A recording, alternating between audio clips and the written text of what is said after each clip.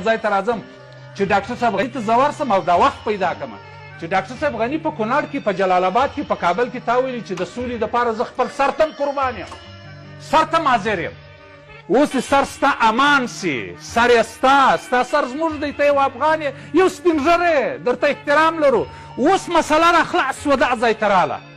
د خدای روی دی دا د میرویس نیکه خولۍ هم پر سر که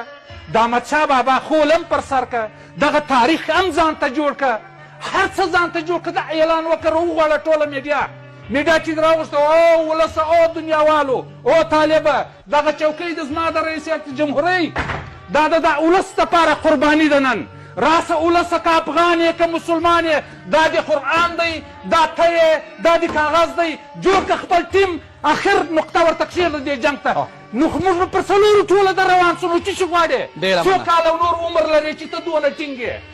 موږ نمونه قرار بله درته وایم ډاکټر صاحب غني زما په خبرو مخه تاوځه د نورو په خبرو مخه تاوځه دا بله ورځ چې تا اعلان وکړئ